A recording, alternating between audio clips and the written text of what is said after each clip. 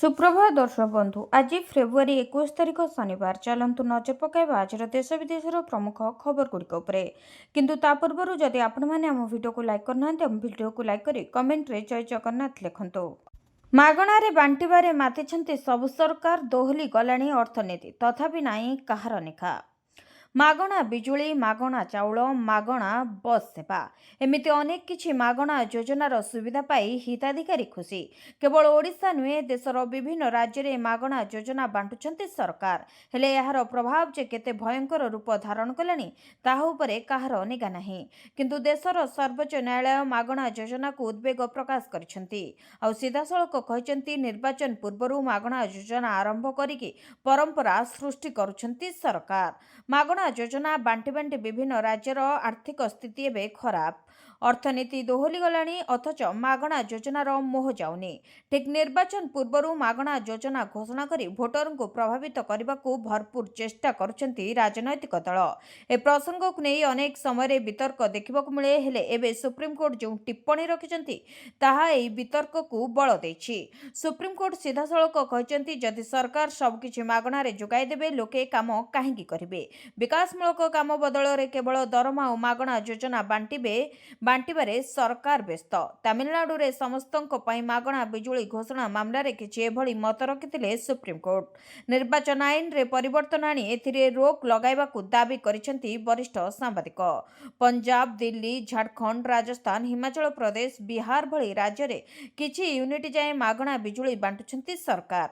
दिल्ली रे महिलांक पई मागणा बस यात्रा, मध्य प्रदेश हरियाणा बिहार तमिलनाडु रे महिला को आर्थिक सहायता, छत्तीसगढ़ रे गैस सिलिंडर रे सब्सिडी देउछंती सरकार। ओडिशा मध्य मागणा योजना रे बजेट रो सिंह भाग अर्थ खर्च करुछि। सुभद्रा और इनपुट सब्सिडी बाबद को कोटी कोटी टंका खर्च करुछंती सरकार, जहा राज्य अर्थनीति को भयंकर भावे प्रभावित करुछि। याकु नै मुहामुही होइछंती शासक विरोधी। मागणा योजना पई देशर अनेक राज्य विपत्ति नियंटर सामना करुछंती। हेले भोट बैंक भांगिबा भୟରେ मागणा योजना मोहरु बाहरी पारुनांती राजनैतिक दल। लोकंक सरकार रे स्वास्थ्य शिक्षा महिला और कृषि को फोकस।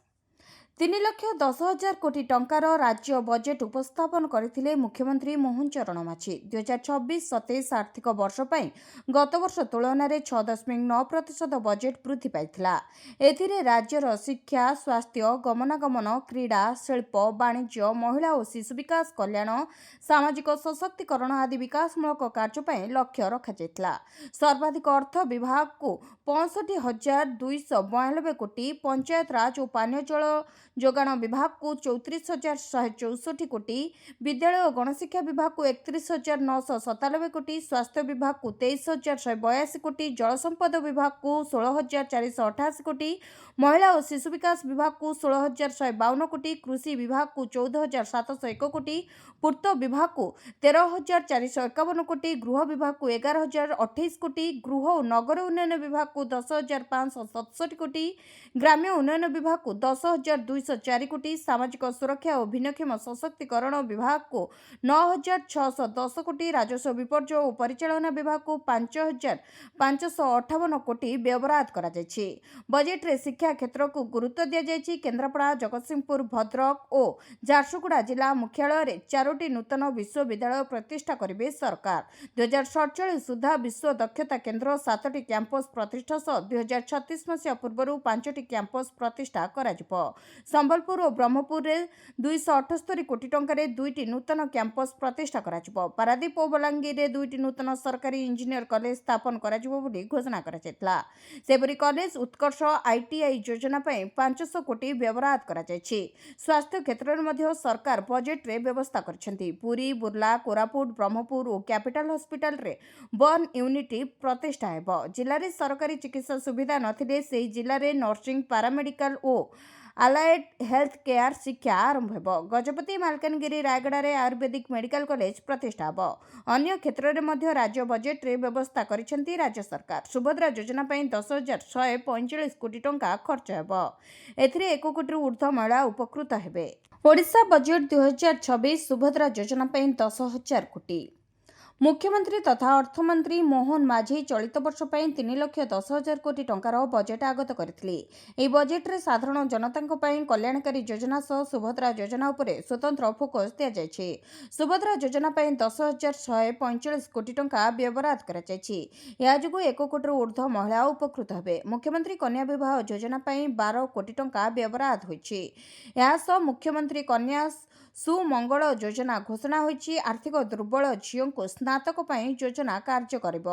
गरीब झियोंक नारे 20,000 टंकार संचय उपकरण सृष्टि हेब। स्नातक समाप्त परे 1,01 टंका प्रदान कराजिबो।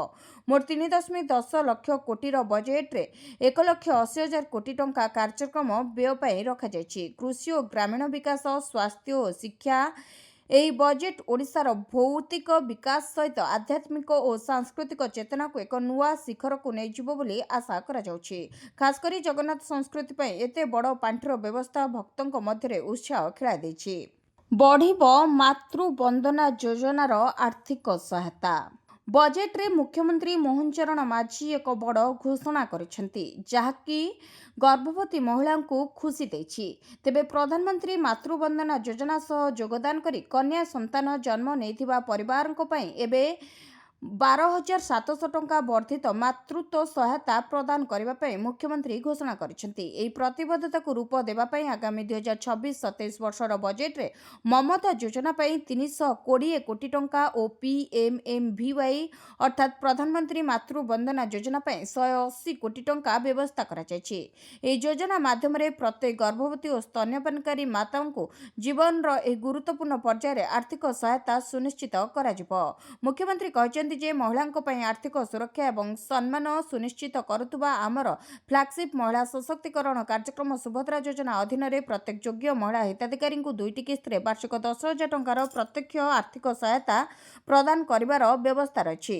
एही योजना रे 1 कोटी अधिक महिला को उपकृत करबा पई 10,145 कोटी टंका आवंटन करबा को प्रस्ताव देउछि।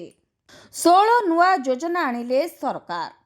ओडिशार विकास धारा को आहुरी आग को बढ़ाइबा पई राज्य सरकार 3,10,000 कोटी टंकार ऐतिहासिक बजेट आगत करथिले। एही बजेट्रे साधारण जनतांक जीवनशैली रे उन्नति आनिबा सह ओडिशा को एक आधुनिक और सांस्कृतिक हब भावे गढ़ी तोलिबा को लक्ष्य रखा जायछि। सरकार 16टी प्रमुख नूतन योजना आरंभ करिसेंती। प्रथम होछि VVG रामजी।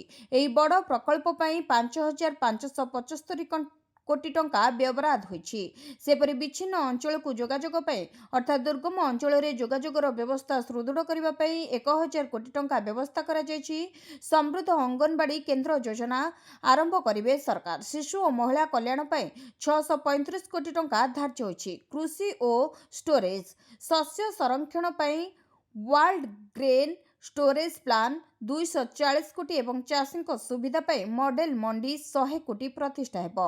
आधुनिक प्रजुक्ति विद्या क्षेत्र में ओडिशा को आगे नेबाकू स्टेट एआई मिशन रे 23 कोटी एवं state institute of transformative initiative आरंभ हेबो। सेपरि संस्कृति और पर्यटन पुरी रे वर्ल्ड टूरिज्म सेंटर सह जगन्नाथ इंटरप्रिटेशन सेंटर प्रतिष्ठा हेबो। सेपरि डालखाई पई 220 कोटी एवं टूरिज्म लैंड बैंक स्कीम पई 150 कोटी टंका रखा जायछि। अन्यान्य मुख्यमंत्री कन्या सुमंगल योजना स्मार्ट सिटी मिशन पई 100 कोटी टंका, रेयर अर्थ कॉरिडोर पई 10 कोटी एवं फिट ओडिशा मिशन पई 10 कोटी भली योजना शामिल अछि। मात्र 300 टंका निवेश रे आपण हेबे कोटिपति। छोटिया उपाय बड़ फायदा।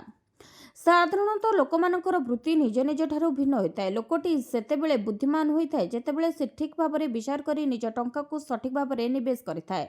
कि एपरि लोक करी कोटिपति पालटि जाती। तेबे चलंतु जानिबा किपरि सठिक निवेश आपन को कोटिपति कराई देउछि। जदि आपण जने साधारण निवेशक तेबे प्रति मासरे 9,000 टंकार एक इक्विटी म्यूचुअल फंड बा एसआईपी आरंभ करंती।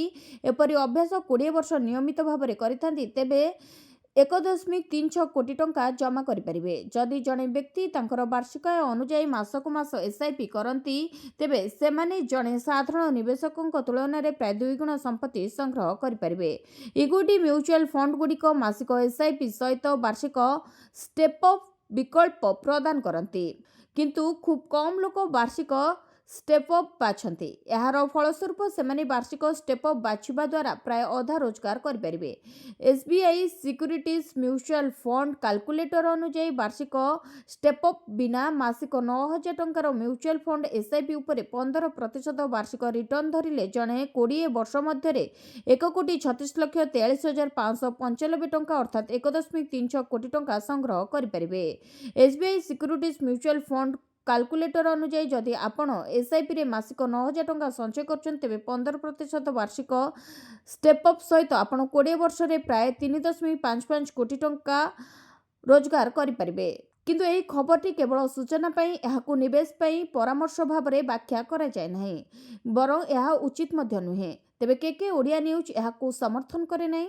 ଆପଣମାନେ କୌଣସି ଆର୍ଥିକ ନିଷ୍ପତ୍ତି ନେବା ପୂର୍ବରୁ ଆର୍ଥିକ ପରାମର୍ଶଦାତାଙ୍କ ସହିତ ପରାମର୍ଶ ନେଇଯିବା ଜରୁରୀ ଅଟେ। ପୁରୀରେ ହେବ ବିଶ୍ୱ ପର୍ଯ୍ୟଟନ କେନ୍ଦ୍ର 2026-27 ଆର୍ଥିକ ବର୍ଷରେ ଆସିଲା ନୂଆ ଯୋଜନା। ଆସିଲା ରାଜ୍ୟ ବଜେଟ୍ 2026-27। ବିଧାନସଭାରେ ବଜେଟ୍ ଉପସ୍ଥାପନ କଲେ ମୁଖ୍ୟମନ୍ତ୍ରୀ ତଥା ଅର୍ଥମନ୍ତ୍ରୀ ମୋହନ ଚରଣ ମାଝୀ। 3,10,000 କୋଟିର ବଜେଟ୍ ଉପସ୍ଥାପନ କରିଥିଲେ ମୋହନ ଚରଣ ମାଝୀ। ଏହି ଆର୍ଥିକ ବଜେଟ୍ ଭିତରେ ସମୃଦ୍ଧ ଅଙ୍ଗନବାଡ଼ି ଯୋଜନା ପାଇଁ 635 କୋଟି ଟଙ୍କା ଘୋଷଣା କରିଥିଲେ ମୁଖ୍ୟମନ୍ତ୍ରୀ। ସେହିପରି ସବୁଠାରୁ ବଡ଼ ଘୋଷଣା ହେଉଛି ପୁରୀରେ ବିଶ୍ୱ ପର୍ଯ୍ୟଟନ କେନ୍ଦ୍ର ନିର୍ମାଣ ହେବା ନେଇ ଏହି ବଜେଟ୍ରେ ଘୋଷଣା କରିଛନ୍ତି ମୁଖ୍ୟମନ୍ତ୍ରୀ। ସୁଭଦ୍ରା ଯୋଜନା ପାଇଁ 10,145 କୋଟି ଟଙ୍କା ବଜେଟ୍ରେ ଘୋଷଣା ହୋଇଛି। ବାଣ ଭିଡୁଥିବା ବେଳେ ବିସ୍ଫୋରଣ, ଚାଲିଗଲା ମା ଝିଅଙ୍କ ଜୀବନ। କଟକ ଜିଲ୍ଲା ପାଗାରେ ବାଣ ବିସ୍ଫୋରଣ ଘଟଣାରେ ବଢ଼ୁଛି ମୃତ୍ୟୁ ସଂଖ୍ୟା। ମୃତ୍ୟୁ ସଂଖ୍ୟା ଆଉ ଏକ ବୃଦ୍ଧି ପାଇଛି। ଗୁରୁତର ଅବସ୍ଥାରେ ଚିକିତ୍ସିତ ହେଉଥିବା ବେଳେ ସୁଧାଂଶୁ ବାଳାଙ୍କର ସକାଳେ ମୃତ୍ୟୁ ହୋଇଛି। ତେବେ ଗତକାଲି ବାଣ ଭିଡୁଥିବା ବେଳେ ବିସ୍ଫୋରଣ ଘଟି ମା ଓ ଝିଅଙ୍କ ଜୀବନ ଚାଲିଯାଇଥିଲା। 32 ବର୍ଷିଆ ଜୁଲି ନାୟକ ଓ ତାଙ୍କ 3 ବର୍ଷର ଝିଅ ମୃତ୍ୟୁ ହୋଇଥିଲା। ଜୁଲିଙ୍କ ଶାଶୁ ସୁଧାଂଶୁ ବାଳାଙ୍କର ଆଜି ମୃତ୍ୟୁ ହୋଇଛି। ଜଗତପୁର ପାଗା ଫାଣ୍ଡି ଅନ୍ତର୍ଗତ ମହାଜନପୁର ନାୟକ ସାହିରେ ଅଘଟଣ ଘଟିଥିଲା। ତେବେ ରାତି ପ୍ରାୟ 7ଟା ସମୟରେ ହଠାତ୍ ପ୍ରଚଣ୍ଡ ଶବ୍ଦ ହେବାର କିଛି ସମୟ ମଧ୍ୟରେ ଅଞ୍ଚଳ ଧୂଆଁମୟ ହୋଇପଡ଼ିଥିଲା। ଶାଶୁ, ବୋହୂ ଓ ନାତୁଣୀ ଅର୍ଦ୍ଧଦଗ୍ଧ ଅବସ୍ଥାରେ ତଳେ ପଡ଼ିଥିଲେ। ପୋଲିସ ସହାୟତାରେ ତୁରନ୍ତ ସେମାନଙ୍କୁ ଏସ୍ସିବିକୁ ନିଆଯାଇଥିଲା। ଏହାପରେ ଜଣକ ପରେ ଜଣକର ମୃତ୍ୟୁ ହୋଇଛି। ଆପଣଙ୍କ ନାମ ପିଏମ୍ କିଷାନ ଯୋଜନାରେ ଅଛି କି ନାହିଁ, ଏହିପରି ଭାବରେ କରନ୍ତୁ ଚେକ୍। ଯଦି ଆପଣ ଜଣେ ଚାଷୀ ଏବଂ କେନ୍ଦ୍ର ସରକାରଙ୍କ ଯୋଜନାରୁ ଲାଭ ପାଇବାକୁ ଚାହୁଁଛନ୍ତି ତେବେ ପ୍ରଧାନମନ୍ତ୍ରୀ କିଷାନ ସମ୍ମାନ ନିଧି ଯୋଜନା ଏକ ଉତ୍ତମ ବିକଳ୍ପ। ଏହି ଯୋଜନା ଅଧୀନରେ ଯୋଗ୍ୟ ଚାଷୀମାନେ ପ୍ରତିବର୍ଷ ଆର୍ଥିକ ସହାୟତା ପାଆନ୍ତି, ଯାହା ସିଧାସଳଖ ସେମାନଙ୍କ ବ୍ୟାଙ୍କ ଆକାଉଣ୍ଟକୁ ସ୍ଥାନାନ୍ତରିତ ହୁଏ। ଏହି କାରଣରୁ ଲୋକମାନେ ଏଥିପାଇଁ ନିରନ୍ତର ଆବେଦନ କରୁଛନ୍ତି। ବର୍ତ୍ତମାନ ଚାଷୀମାନେ ଏହି ଯୋଜନାର 22ତମ କିସ୍ତି ପାଇଁ ଅପେକ୍ଷା କରିଛନ୍ତି। ଯଦି ଆପଣ ସେହି ଲୋକମାନଙ୍କ ମଧ୍ୟରୁ ଜଣେ ତେବେ ପ୍ରଥମେ ଆପଣଙ୍କର ନାମ ଯାଞ୍ଚ କରିବାକୁ ନିଶ୍ଚିତ କରନ୍ତୁ, କାରଣ ଅନେକ ଥର ଆବେଦନ କରିବା ପରେ ମଧ୍ୟ ଚାଷୀମାନେ ଜାଣିନାହାନ୍ତି ଯେ ସେମାନଙ୍କର ନାମ ହିତାଧିକାରୀ ତାଲିକାରେ ଅଛି କି ନାହିଁ। ଏବେ ଯେହେତୁ 22ତମ କିସ୍ତି ଆସିବାକୁ ଯାଉଛି, ତେଣୁ କୌଣସି ତ୍ରୁଟି ସଂଶୋଧନ କରିବା ପାଇଁ ତୁରନ୍ତ ଆପଣଙ୍କର ସ୍ଥିତି ଯାଞ୍ଚ କରିବା ଗୁରୁତ୍ୱପୂର୍ଣ୍ଣ। ଯଦି ଆପଣ ଭାବୁଛନ୍ତି ଯେ ଆପଣ ଏହି ଯୋଜନା ପାଇଁ ଯୋଗ୍ୟ କି ନୁହେଁ, ତେବେ ଏଠାରେ ସମ୍ପୂର୍ଣ୍ଣ ପ୍ରକ୍ରିୟା ଯୋଗ୍ୟତାଠାରୁ ନାମ ଯାଞ୍ଚ ପର୍ଯ୍ୟନ୍ତ ସରଳ ଭାଷାରେ ଆମେ ଆପଣଙ୍କୁ ବୁଝାଇ କହିବୁ। ପ୍ରଧାନମନ୍ତ୍ରୀ କିଷାନ ସମ୍ମାନ ନିଧି ଯୋଜନା ଅଧୀନରେ କ୍ଷୁଦ୍ର ଓ ନାମମାତ୍ର ଚାଷୀଙ୍କୁ ଆର୍ଥିକ ସହାୟତା ପ୍ରଦାନ କରାଯାଏ। ଯେଉଁ ଚାଷୀଙ୍କ ନାମରେ କୃଷି ଜମି ପଞ୍ଜୀକୃତ ହୋଇଛି ସେମାନେ ଯୋଗ୍ୟ ହେବେ। ଏହି ଯୋଜନା ଅଧୀନରେ ପ୍ରତିବର୍ଷ 6,000 ଟଙ୍କା ସିଧାସଳଖ 3ଟି କିସ୍ତିରେ ସେମାନଙ୍କ ବ୍ୟାଙ୍କ ଆକାଉଣ୍ଟକୁ ସ୍ଥାନାନ୍ତରିତ କରାଯାଏ। ଏହି ବର୍ଷ 22ତମ କିସ୍ତି ଏବଂ ଏହି ବର୍ଷର ପ୍ରଥମ କିସ୍ତି ଚାଷୀଙ୍କ ଆକାଉଣ୍ଟରେ ଖୁବ୍ ଶୀଘ୍ର ଜମା ହେବ। ଅର୍ଥାତ୍ ଫେବୃଆରୀ ଶେଷ ସୁଦ୍ଧା କିମ୍ବା ମାର୍ଚ୍ଚ ପ୍ରଥମ ସପ୍ତାହ ସୁଦ୍ଧା ଏହି ଟଙ୍କା ଚାଷୀଙ୍କ ଖାତାକୁ ଆସିବ ବୋଲି ଚର୍ଚ୍ଚା ହେଉଛି। ସେହିପରି କେଉଁମାନେ ଆବେଦନ କରିପାରିବେ ନାହିଁ? ଯଦି ଆପଣ ସଂସ୍ଥାଗତ ଜମି ମାଲିକ, ଆୟକର ପ୍ରଦାନକାରୀ ଚାଷୀ, ସରକାରୀ କର୍ମଚାରୀ, ପେନ୍ସନଭୋଗୀ ବା ନିର୍ଦ୍ଦିଷ୍ଟ ସୀମାରୁ ଅଧିକ, ଡାକ୍ତର, ଇଞ୍ଜିନିୟର, ଓକିଲ ଏବଂ ଅନ୍ୟାନ୍ୟ ବୃତ୍ତିଗତ ଏହି ଯୋଜନା ପାଇଁ ଯୋଗ୍ୟ ନୁହନ୍ତି। ଏହା ସହିତ ଯେଉଁମାନଙ୍କର କୃଷି ଜମି ନାହିଁ ସେମାନେ ମଧ୍ୟ ଯୋଗ୍ୟ ନୁହନ୍ତି। ତାହେଲେ ଆବେଦନ କରିବାକୁ କ'ଣ ଆବଶ୍ୟକ? ଆବେଦନ କରିବା ପାଇଁ ଆଧାର କାର୍ଡ, ବ୍ୟାଙ୍କ ଆକାଉଣ୍ଟ ବିବରଣୀ, ମୋବାଇଲ ନମ୍ବର ଏବଂ ଜମି ସମ୍ବନ୍ଧୀୟ ଡକ୍ୟୁମେଣ୍ଟ ଆବଶ୍ୟକ। ଆଧାର ଏବଂ ବ୍ୟାଙ୍କ ଆକାଉଣ୍ଟ ଲିଙ୍କ କରିବା ବାଧ୍ୟତାମୂଳକ। ସମସ୍ତ ରାଜ୍ୟରେ ଇ-KYCକୁ ମଧ୍ୟ ବାଧ୍ୟତାମୂଳକ କରାଯାଇଛି। ତେବେ ଆପଣ ଆପଣଙ୍କ ନାଁ ଯାଞ୍ଚ କିପରି କରିବେ? ଆପଣଙ୍କର ନାମ ଯାଞ୍ଚ କରିବା ପ୍ରକ୍ରିୟା ଏହିପରି ଭାବରେ ଆମେ ଆପଣଙ୍କୁ କହୁଛୁ। ପ୍ରଥମେ ଆପଣଙ୍କୁ ପ୍ରଧାନମନ୍ତ୍ରୀ କିଷାନ ସମ୍ମାନ ନିଧି ଯୋଜନା ପିଏମ୍ କିଷାନର ସରକାରୀ ୱେବସାଇଟ୍ ପରିଦର୍ଶନ କରିବାକୁ ପଡ଼ିବ। ୱେବସାଇଟ୍ ଖୋଲିବା ପରେ ହୋମ୍ ପେଜ୍ରେ ବେନିଫିସିଆରୀ ଲିଷ୍ଟ ବିକଳ୍ପ ଉପରେ କ୍ଲିକ୍ କରିବେ। ଏକ ନୂତନ ପୃଷ୍ଠା ଖୋଲିବ ଯେଉଁଠାରେ ଆପଣଙ୍କୁ ଆପଣଙ୍କର ରାଜ୍ୟ, ଜିଲ୍ଲା, ଉପଜିଲ୍ଲା, ବ୍ଲକ ଏବଂ ଗ୍ରାମ ଚୟନ କରିବାକୁ ପଡ଼ିବ। ସମସ୍ତ ସୂଚନା ପୂରଣ ପରେ ଗେଟ୍ ରିପୋର୍ଟ ବଟମ୍ ଉପରେ କ୍ଲିକ୍ କରନ୍ତୁ। ଆପଣ କ୍ଲିକ୍ କରିବା ମାତ୍ରେ ଆପଣଙ୍କ ଦ୍ୱାରା ପ୍ରଦାନ କରାଯାଇଥିବା ସୂଚନା ଉପରେ ଆଧାରିତ ସ୍କ୍ରିନ୍ରେ ହିତାଧିକାରୀଙ୍କ ଏକ ତାଲିକା ଦେଖାଯିବ। ଏହି ତାଲିକାରେ କ୍ରମିକ ସଂଖ୍ୟାରେ ସଜାଯାଇଥିବା ନାମ ରହିବ। ଆପଣ ଏଥିରେ ଆପଣଙ୍କର ନାମ ଖୋଜିପାରିବେ। ନବୀନଙ୍କୁ ଆଉ ଏକ ଝଟକା। ବିଜେଡି ଛାଡ଼ି ଏବେ ବିଜେପିରେ ସାମିଲ ହେଲେ ଦଳୀୟ କର୍ମୀ। ତୃଣମୂଳ ସ୍ତରରେ ଦୁର୍ବଳ ହେଉଛି ବିଜେଡି।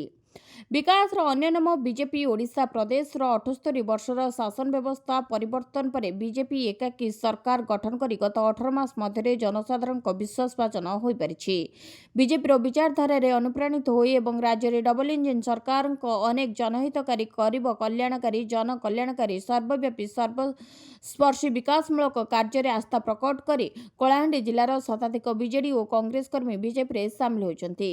ଏହି ମିଶ୍ରଣ ଦ୍ୱାରା କଳାହାଣ୍ଡି ଜିଲ୍ଲାରେ ଦଳୀୟ ସଂଗଠନ ବୃଦ୍ଧି ପାଇଛି।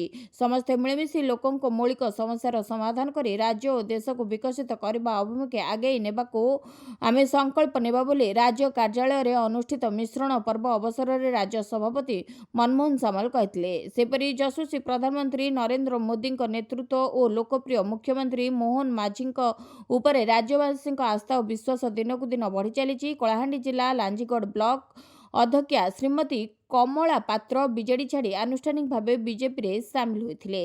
ସେପରି ଶ୍ରୀମତୀ ପାତ୍ରଙ୍କ ସମେତ ଲାଞ୍ଜିଗଡ଼ ରୋଡ ଗ୍ରାମପଞ୍ଚାୟତର ପଞ୍ଚାୟତ ସମିତି ସଦସ୍ୟା ମୁକ୍ତା ଭୋଇ, ବେନଗାଁ ଗ୍ରାମ ପଞ୍ଚାୟତର ପଞ୍ଚାୟତ ସମିତି ସଦସ୍ୟ, ବେଡ଼ଗାଁ ଗ୍ରାମ ପଞ୍ଚାୟତର ପଞ୍ଚାୟତ ସମିତି ସଦସ୍ୟ, ବସନ୍ତପଡ଼ା ଗ୍ରାମ ପଞ୍ଚାୟତର ପଞ୍ଚାୟତ ସମିତି ସଦସ୍ୟ, ଛତ୍ରପୁର ଗ୍ରାମ ପଞ୍ଚାୟତର ପଞ୍ଚାୟତ ସମିତି ସଦସ୍ୟ, ଭଟ୍ଟାଙ୍ଗ ପଦର ପଞ୍ଚାୟତର ସମିତି ସଦସ୍ୟ, ଭୂତିଗଡ଼ ପଞ୍ଚାୟତର ସମାଜସେବୀ ହରିଶଙ୍କର ପାତ୍ର ଏବଂ ପ୍ରମୁଖ ଆନୁଷ୍ଠାନିକ ଭାବରେ ବିଜେଡି ଛାଡ଼ି ନିଜ ସମର୍ଥକଙ୍କ ଗହଣରେ ବିଜେପିରେ ଯୋଗ ଦେଇଛନ୍ତି। ଝିଅଙ୍କ ପାଇଁ ସରକାରଙ୍କ ନୂଆ ଯୋଜନା। ମୁଖ୍ୟମନ୍ତ୍ରୀ କଲେ ବଡ଼ ଘୋଷଣା, ମିଳିବ ଲକ୍ଷେ ଟଙ୍କା। ବଜେଟ୍ରେ ମୁଖ୍ୟମନ୍ତ୍ରୀ ମୋହନ ଚରଣ ମାଝୀ ଏକ ବଡ଼ ପ୍ରସ୍ତାବ ଦେଇଛନ୍ତି। ଆମ ରାଜ୍ୟର ଝିଅଟିଏ ସ୍ନାତକ ବା ଗ୍ରାଜୁଏସନ୍ ପାସ୍ କଲେ ସରକାର ଲକ୍ଷେ ଟଙ୍କା ପ୍ରଦାନ କରିବେ। ଏ ସମ୍ପର୍କରେ ସୂଚନା ଦେଇଛନ୍ତି ବଜେଟ୍ ଉପସ୍ଥାପନ ବେଳେ ମୁଖ୍ୟମନ୍ତ୍ରୀ। ଆଉ କହିଛନ୍ତି, ମହିଳା ସଶକ୍ତିକରଣ ଅଧୀନରେ ଆମ ସରକାରଙ୍କ 1 ଲକ୍ଷ୍ୟ ହେଉଛି ପ୍ରତ୍ୟେକ ଝିଅ ସ୍ନାତକ ପର୍ଯ୍ୟନ୍ତ ଶିକ୍ଷା ସମାପ୍ତ କରିବା। ଏହି ଉଦ୍ଦେଶ୍ୟ ପାଇଁ ମୁଖ୍ୟମନ୍ତ୍ରୀ କନ୍ୟା ସୁମଙ୍ଗଳ ନାମରେ ଏକ ନୂଆ ଯୋଜନା ଆରମ୍ଭ କରିବାକୁ ପ୍ରସ୍ତାବ ଦେଉଛନ୍ତି, ଯାହା ଆର୍ଥିକ ଦୁର୍ବଳ ବର୍ଗର ପରିବାରରେ ଜନ୍ମ ହୋଇଥିବା ଝିଅଙ୍କ ନାମରେ 20,000 ଟଙ୍କାର ଏକ ସଞ୍ଚୟ ଉପକରଣ ସୃଷ୍ଟି କରାଯିବ, ଯାହାକି ସ୍ନାତକ ସମାପ୍ତ କରିବା ପରେ ତାଙ୍କୁ 1 ଲକ୍ଷ 1 ଟଙ୍କା ପ୍ରଦାନ କରାଯିବ। ମୁଖ୍ୟମନ୍ତ୍ରୀ କହିଛନ୍ତି, ମହିଳା ସଶକ୍ତିକରଣ ଓ କଲ୍ୟାଣକୁ ଅଧିକ ରୁଦ୍ଧିମନ୍ତ କରିବା ପାଇଁ ମୁଁ ଏକ ନୂଆ ଯୋଜନା ସୁଭଦ୍ରା ଶକ୍ତି ସମ୍ବାଦ ଆରମ୍ଭ ପ୍ରସ୍ତାବ ଦେଉଛି। ଏହି ଯୋଜନା ସୁଭଦ୍ରା ହିତାଧିକାରୀଙ୍କ ଅଭିଜ୍ଞତାକୁ ବାଣ୍ଟିବା, ସମସ୍ୟାର ସମାଧାନ ପାଇଁ ଅଧିକାରୀ ଏବଂ ଗୋଷ୍ଠୀର ହିତାଧିକାରୀଙ୍କ ସହ ନିୟମିତ ଆଲୋଚନା ମାଧ୍ୟମରେ ଅଭିଯୋଗ ନିବାରଣ ବ୍ୟବସ୍ଥାକୁ ମଜବୁତ କରିବା ପାଇଁ ଏକ ଅଂଶଗ୍ରହଣକାରୀ ପ୍ଲାଟଫର୍ମ ଭାବେ କାର୍ଯ୍ୟ କରିବ। ଏହା ବ୍ୟତୀତ ଜୀବନଶୈଳୀ ମାର୍ଗଦର୍ଶନ ଏବଂ ପରାମର୍ଶ ସହାୟତା ସହିତ ସମସ୍ତ ବୟସର ବର୍ଗର ମହିଳାଙ୍କ ମଧ୍ୟରେ ଶାରୀରିକ ସୁସ୍ଥତା, ପୁଷ୍ଟିକର ଖାଦ୍ୟ, ମାନସିକ ସୁସ୍ଥତା ଓ ଅର୍ଥନୈତିକ ସଚେତନତାକୁ ପ୍ରୋତ୍ସାହିତ କରିବା ପାଇଁ ଉପଯୁକ୍ତ ସ୍ଥାନମାନଙ୍କରେ ସୁଭଦ୍ରା ୱେଲନେସ୍ ସେଣ୍ଟର ପ୍ରତିଷ୍ଠା କରାଯିବ। ପଞ୍ଜାବ ବିଧାନସଭା ନିର୍ବାଚନକୁ ବର୍ଷେ ସମୟ ବାକି। ଫେବୃଆରୀ 28ରୁ ରାହୁଲ, ମାର୍ଚ୍ଚରୁ ଅମିତ ଶାହାଙ୍କ ପ୍ରଚାର ଆରମ୍ଭ। ପଞ୍ଜାବରେ ବିଧାନସଭା ନିର୍ବାଚନ 2027ରେ ହେବାକୁ ଥିବାବେଳେ ଏବେଠୁ ରାଜ୍ୟ ରାଜନୀତି ଚଳଚଞ୍ଚଳ ହେବାରେ ଲାଗିଛି। 3 ପ୍ରମୁଖ ରାଜନୈତିକ ଦଳ ଆମ୍ ଆଦମୀ ପାର୍ଟି, କଂଗ୍ରେସ ଓ ବିଜେପି ସେମାନଙ୍କ ପ୍ରଚାର ଅଭିଯାନ ଆରମ୍ଭ କରିବାକୁ ପ୍ରୟାସ ଆରମ୍ଭ କରିଦେଲେଣି। ଶାସକ ଦଳ ଆପ୍ ଫେବୃଆରୀ 16ରେ ମେଘାର କିଲି ଚାହଲଠାରେ ନିଶାମୁକ୍ତି ଅଭିଯାନ କରିଥିଲା। ସେପରି କଂଗ୍ରେସ ଓ ବିଜେପି ଖୁବ୍ ଶୀଘ୍ର ସେମାନଙ୍କ ପ୍ରଚାର ଅଭିଯାନ ଆରମ୍ଭ କରିବାକୁ ଯାଉଛନ୍ତି। ଦଳୀୟ ସୂତ୍ର ଅନୁଯାୟୀ କଂଗ୍ରେସ ସାଂସଦ ରାହୁଲ ଗାନ୍ଧୀ ଫେବୃଆରୀ 28ରେ ବର୍ନାଲରେ ଏକ ରାଲିକୁ ସମ୍ବୋଧିତ କରିବେ। ବିଜେପି ମାର୍ଚ୍ଚରେ ଏହାର ଅଭିଯାନ ଆରମ୍ଭ କରିବ।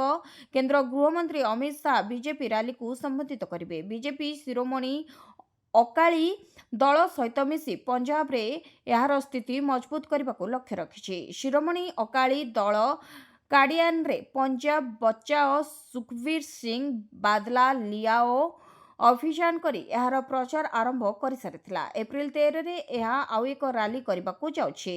ରାଜ୍ୟସଭା ତାରିଖ ଘୋଷଣା ପରେ ସରଗରମ ରାଜନୀତି, କାହାକୁ ପ୍ରାର୍ଥୀ କରିବେ ନବୀନ? ରାଜ୍ୟସଭା ନିର୍ବାଚନ ତାରିଖ ଘୋଷଣା ପରେ ସରଗରମ ରାଜ୍ୟ ରାଜନୀତି। ପ୍ରାର୍ଥୀ କିଏ ହେବ, କାହାକୁ ଭରସିବେ ଶୀର୍ଷ ନେତୃତ୍ୱ? ଏଭଳି ଚର୍ଚ୍ଚା ଭିତରେ ବିଜେଡିର ପୁରୁଖା ନେତା ଯେଉଁଭଳି ଭାବେ ଦାବି ବଖାଣିଲେଣି, ପ୍ରାର୍ଥୀ ଚୟନ ପାଇଁ ନବୀନଙ୍କୁ ଦେବାକୁ ପଡ଼ିପାରେ ଏସିଡ୍ ଟେଷ୍ଟ। ସେହିଭଳି ବିଜେପିରେ ଆଶାୟୀ ଅଧିକ ଥିବାରୁ କେଉଁ ଆଧାରରେ ଦଳ ପ୍ରାର୍ଥୀ ବାଛିବ, ତାହା ଶୀର୍ଷ ନେତୃତ୍ୱଙ୍କ ପାଇଁ ବଡ଼ ଚ୍ୟାଲେଞ୍ଜ ହେବ। ତେବେ ରାଜ୍ୟସଭା ନିର୍ବାଚନରେ ଅନାୟାସରେ ଗୋଟିଏ ଆସନ ଦଖଲ କରିବ ବିଜେଡି। ଅଥଚ ଏହି ଗୋଟିଏ ଆସନରେ ପ୍ରାର୍ଥୀ କିଏ ହେବ ତାକୁ ନେଇ ନବୀନଙ୍କ ଚିନ୍ତା ବଢ଼ାଇ ଦେଲେଣି ଆଶାୟୀ। ରାଜ୍ୟସଭା ପ୍ରାର୍ଥୀ ହେବାକୁ ଦଳୀୟ ମାନଦଣ୍ଡ ପୂରା କରୁଥିବା ଆଶାୟୀଙ୍କ ତାଲିକା ବେଶ୍ ଲମ୍ବା। ତେଣୁ ବ୍ୟାକ୍ଡୋର ଏଣ୍ଟ୍ରି ପାଇଁ ବିଜେଡିରେ ଆରମ୍ଭ ହୋଇଛି ଲବି ପଲିଟିକ୍ସ। 24 ନିର୍ବାଚନ ପୂର୍ବରୁ କର୍ପୋରେଟ ଦୁନିଆ ଛାଡ଼ି ଶଙ୍ଖ ଫୁଙ୍କିଥିବା ତଥା ନବୀନଙ୍କ ରାଜନୈତିକ ପରାମର୍ଶଦାତା ସମ୍ପୃକ୍ତ ମିଶ୍ର ବିଜେଡିର ରାଜ୍ୟସଭା ରେସ୍ରେ ଆଗରେ ରହିଛନ୍ତି। କ୍ଷମତା କେନ୍ଦ୍ରର ଆଶୀର୍ବାଦ ପ୍ରାପ୍ତ ସମ୍ପୃକ୍ତ ମଧ୍ୟ ଏହା ଭିତରେ ଦଳରେ ବେଶ୍ ଆକ୍ଟିଭ ହୋଇଛନ୍ତି। ହେଲେ ସମ୍ପୃକ୍ତଙ୍କ ଭଳି ଏଭଳି ଅଚାନକ ଉତ୍ଥାନକୁ ସହଜରେ ଗ୍ରହଣ କରିନାହାନ୍ତି ଦଳର ପୁରୁଖା ନେତା। ସେପଟେ ପୁରୁଖାଙ୍କୁ ରାଜ୍ୟସଭା ପଠାଇବାକୁ ଦାବି କରିଛନ୍ତି ଦଳର ବିଧାୟକ। ବିଜେଡି ଭଳି ବିଜେପିରେ ମଧ୍ୟ ଆଶାୟୀ ତାଲିକା ଲମ୍ବା ହେଲାଣି। ଭୁବନେଶ୍ୱରରୁ ଦିଲ୍ଲୀ ପର୍ଯ୍ୟନ୍ତ ଜୋରଦାର ହେଲାଣି ଲବି। ଏମିତି ବି ଚର୍ଚ୍ଚା ହେଉଛି ଓଡ଼ିଶା ବାହାରର ନେତାଙ୍କ ନାଁରେ ମୋହର ମାରିପାରନ୍ତି କେନ୍ଦ୍ରୀୟ ନେତୃତ୍ୱ। ଏହି ତାଲିକାରେ ଆଗକୁ ଆସିଲାଣି ପ୍ରଭାରୀ ବିଜୟପାଲ ସିଂ ତୋମାର। ସେପଟେ ମନମୋହନ ସାମଲ, ସମୀର ମହାନ୍ତି, ବିଶ୍ୱେଶ୍ୱର ଟୁଡୁ, ଦିଲ୍ଲୀପ ରାୟଙ୍କ ନାଁ ମଧ୍ୟ ଚର୍ଚ୍ଚାରେ ରହିଛି। ହିଟମ୍ୟାନଙ୍କ ଭଳି ହୋଇଥିଲା ଧୋନିଙ୍କ ଅବସ୍ଥା। କ୍ୟାପ୍ଟେନ୍ ପଦ ଛାଡ଼ି ନଥିଲେ ହଟାଯାଇଥିଲା। ଭାରତୀୟ କ୍ରିକେଟ ଦଳର ପୂର୍ବତନ ଚୟନକର୍ତ୍ତା ଯତୀନ ପରଞ୍ଜେବ ଟିମ୍ ଇଣ୍ଡିଆର ପୂର୍ବତନ ଅଧିନାୟକ ମହେନ୍ଦ୍ର ସିଂ ଧୋନିଙ୍କ ବିଷୟରେ ଏକ ବଡ଼ ଖୁଲାସା କରିଛନ୍ତି। ସେ କହିଛନ୍ତି ଯେ କେବେ କ୍ୟାପ୍ଟେନ୍ କୁଲ୍ ବୋଲାଯାଉଥିବା କ୍ରିକେଟର ଏହି କିମ୍ବଦନ୍ତୀ ସ୍ୱେଚ୍ଛାକୃତ ଭାବରେ ଅଧିନାୟକ ପଦ ଛାଡ଼ି ନଥିଲେ, ବରଂ ତାଙ୍କୁ ଏପରି କରିବାକୁ ବାଧ୍ୟ କରାଯାଇଥିଲା। ଯତୀନ 2017 ଜାନୁଆରୀରେ ହୋଇଥିବା ଏକ ଗୁରୁତ୍ୱପୂର୍ଣ୍ଣ ଆଲୋଚନା ବିଷୟରେ ପ୍ରକାଶ କରିଥିଲେ, ଯାହାପରେ MS ଧୋନି ଭାରତର ସୀମିତ ଓଭର ଦଳର ଅଧିନାୟକ ପଦ ଛାଡ଼ିବାକୁ ନିଷ୍ପତ୍ତି ନେଇଥିଲେ। 2017 ଜାନୁଆରୀ 4 ତାରିଖ ଇଂଲଣ୍ଡ ବିପକ୍ଷ ସିରିଜ୍ ଠିକ୍ ପୂର୍ବରୁ ଧୋନି ODI ଏବଂ T20 ଅଧିନାୟକ ପଦ ଛାଡ଼ି ଦେଇଥିଲେ। ମାହି ଭାରତର ସବୁଠାରୁ ସଫଳ ଅଧିନାୟକଙ୍କ ମଧ୍ୟରୁ ଜଣେ। ତାଙ୍କ ନେତୃତ୍ୱରେ ଦଳ 3ଟି ପ୍ରମୁଖ ICC ଟ୍ରଫି ଜିତିଥିଲା। 2014 ମସିହାରେ ଟେଷ୍ଟ କ୍ରିକେଟରୁ ଅବସର ନେବା ପରେ ସେ କେବଳ ODI ଏବଂ T20 ଉପରେ ଧ୍ୟାନ ଦେଇଥିଲେ। ଧୋନି 2015 ବିଶ୍ୱକପ୍ ଏବଂ 2016 T20 ବିଶ୍ୱକପ୍ ପାଇଁ ଦଳକୁ ନେତୃତ୍ୱ ଦେଇଥିଲେ ମଧ୍ୟ ଉଭୟ ଥର ଦଳ ସେମିଫାଇନାଲରେ ବାଦ୍ ପଡ଼ିଥିଲା। ଇଂଲଣ୍ଡରେ ହେବାକୁ ଥିବା ପରବର୍ତ୍ତୀ 50 ଓଭର ବିଶ୍ୱକପ୍ ପାଇଁ ପ୍ରସ୍ତୁତି ଆରମ୍ଭ କରାଯାଇଥିଲା, ଯାହାକୁ ଧୋନି ପ୍ରାୟତଃ ପ୍ରକ୍ରିୟାର ଏକ ଅଂଶ ବୋଲି କହୁଥିଲେ। ପରଞ୍ଜେବ ଦି ଗ୍ରେଟ୍ ଇଣ୍ଡିଆନ୍ କ୍ରିକେଟ ଶୋରେ କହିଥିଲେ, ମାହି ବ୍ୟାଟିଂ କରୁଥିଲେ ସେତେବେଳେ ମୁଁ ଏବଂ MSK ପ୍ରସାଦ ସେଠାରେ ଥିଲୁ ଓ ପରସ୍ପରକୁ ଦେଖି କେମିତି ସମ୍ମାନଜନକ ଭାବରେ ଧୋନିଙ୍କୁ କଥାଟି କହିବୁ ଭାବୁଥିଲୁ। ତାପରେ ଆମେ ଦୁହେଁ ମାହିଙ୍କ ପାଖକୁ ଯାଇ କହିଥିଲୁ ଯେ ମାହି, ଆମେ ଭାବୁଛୁ ଯେ ଏବେ ଆଗକୁ ବଢ଼ିବା ପାଇଁ ସଠିକ୍ ସମୟ। ଧୋନି MSKଙ୍କୁ କହିଲେ, ଆନ୍ନା ଠିକ୍ ନିଷ୍ପତ୍ତି ନେଇଛନ୍ତି, ଆପଣମାନେ କ'ଣ ଚାହୁଁଛନ୍ତି ମୋତେ କୁହନ୍ତୁ। ସେତେବେଳେ MSK ଲିଖିତ ଭାବରେ ଆଗକୁ ବଢ଼ିବାକୁ ଧୋନିଙ୍କୁ କହିଥିଲେ। ମାହିଙ୍କ ଅଧିନାୟକ ପଦ ଛାଡ଼ିବା ଦ୍ୱାରା ବିରାଟ କୋହଲିଙ୍କୁ ଟିମ୍ର ନେତୃତ୍ୱ ନେବାର ରାସ୍ତା ସଫା ହୋଇଯାଇଥିଲା। ସେମିତିରେ କୋହଲି ପୂର୍ବରୁ ଟେଷ୍ଟ କ୍ରିକେଟରେ ଭାରତର ଅଧିନାୟକତ୍ୱ କରୁଥିଲେ ଏବଂ ଦଳକୁ ନୂତନ ଶିଖରରେ ପହଞ୍ଚାଇ ଦେଇଥିଲେ। ଧୋନି ଜଣେ ବରିଷ୍ଠ ଖେଳାଳି ଭାବରେ ଦଳ ସହିତ ରହିଥିଲେ ଏବଂ ପରେ କୋହଲି ଇଂଲଣ୍ଡରେ 2019 ବିଶ୍ୱକପ୍ରେ ଭାରତର ଅଧିନାୟକତ୍ୱ ସମ୍ଭାଳିଥିଲେ। ତେବେ ଯେତେବେଳେ ଧୋନିଙ୍କୁ କ୍ୟାପ୍ଟେନସିପ୍ ଛାଡ଼ିବାକୁ କୁହାଯାଇଥିଲା, ସେତେବେଳେ ସେ କହିଥିଲେ, ଠିକ୍ ଅଛି, ମୁଁ ଏହା କରିବି। ଶିକ୍ଷା ବ୍ୟବସ୍ଥାରେ ବିକଳ ଚିତ୍ର। ରାଜ୍ୟରେ ପୁଣି ବଢ଼ିଲା ଡ୍ରପ୍ଆଉଟ୍ ହାର। ଓଡ଼ିଶାରେ ପୁଣି ଉପରମୁହାଁ ଡ୍ରପ୍ଆଉଟ୍ ହାର। ଅଧାରୁ ପାଠପଢ଼ା ଛାଡ଼ୁଥିବା ପିଲାଙ୍କ ସଂଖ୍ୟା ପ୍ରତି 100ରେ 15 ଜଣ। ବିଧାନସଭାରେ ଗଣଶିକ୍ଷା ମନ୍ତ୍ରୀଙ୍କ ଉତ୍ତର ସାରା ରାଜ୍ୟରେ ଉଦ୍ବେଗ ସୃଷ୍ଟି କରିଛି। ଶିକ୍ଷାକୁ ନେଇ ଏବେ ବି ଲୋକଙ୍କୁ ସଚେତନ କରାଯାଇ ପାରୁନି କାହିଁକି? କାହିଁକି ହାଇସ୍କୁଲରେ ପଢ଼ୁଥିବା ବହୁ ଛାତ୍ରଛାତ୍ରୀ ମ୍ୟାଟ୍ରିକ ପରୀକ୍ଷା ଦେବା ଆଗରୁ ବହି ବସ୍ତାନୀରେ ଡୋରି ବାନ୍ଧୁଛନ୍ତି? ଏହାକୁ ନେଇ ଚିନ୍ତା ପ୍ରକଟ କରିଛନ୍ତି ଶିକ୍ଷାବିତ୍।